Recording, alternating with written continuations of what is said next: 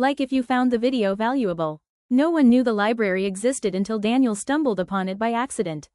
Hidden beneath the ruins of an abandoned university, its heavy iron doors opened not with a key, but with intent.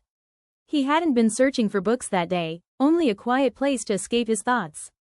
But what he found changed everything. The air inside was thick with dust, yet the shelves stretched infinitely, lined with books bound in materials Daniel couldn't identify. Some shimmered faintly, others pulsed as if alive. On the first table he saw, a single book lay open.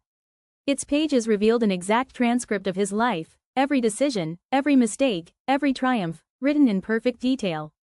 But as he flipped ahead, he saw something impossible. There were futures, multiple ones. Each book on the shelves represented not just someone's past, but the paths they had never taken, the choices that had splintered into different timelines.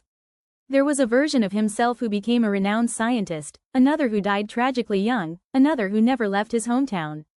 Each possibility bound into a story, each outcome preserved forever. A quiet voice echoed from the stacks. Readers must choose wisely.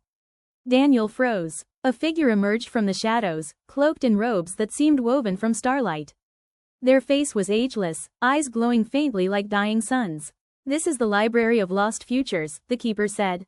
"Here lies every decision you abandoned, every road you did not take. But beware, knowledge has a price. Reading too deeply may unravel what is." Daniel's heart pounded. He couldn't resist. He reached for another book, one labeled with his name but bound in silver. Inside, he read of a future where he married someone he had once loved but lost, a life filled with warmth and children's laughter. He could almost feel it. "Can I choose this?" he whispered. The keepers shook their head.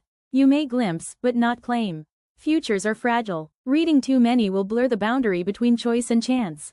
Still, Daniel's curiosity grew. He opened book after book, diving into lives he would never live. A musician, an explorer, a man who saved millions, a man who destroyed everything.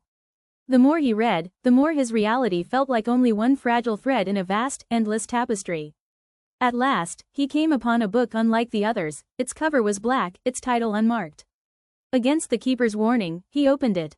The pages were blank, until words began to appear. They described his actions in real time. Daniel stood in the forbidden library, defying the keeper's warning. He opened the book that should never be opened. His blood ran cold. The words kept forming. The line between futures snapped. Now, all his selves converged. The room shook violently, shelves rattling as the books fluttered open on their own. Thousands of voices whispered, screamed, sang, versions of Daniel overlapping, colliding. He fell to his knees as visions of infinite lives tore through his mind. The keeper's voice thundered, "You have read what was not meant to be read. Now you belong to the library." Daniel tried to close the book, but it clung to his hands, its pages burning with light.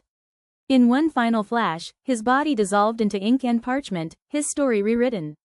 When the shaking stopped, silence returned. On the table, the black book remained, but now, Daniel's name was etched into its spine.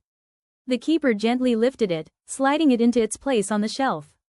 Another life catalogued, another future lost, and deep in the labyrinth of shelves, the library waited patiently, knowing another wanderer would one day find its doors.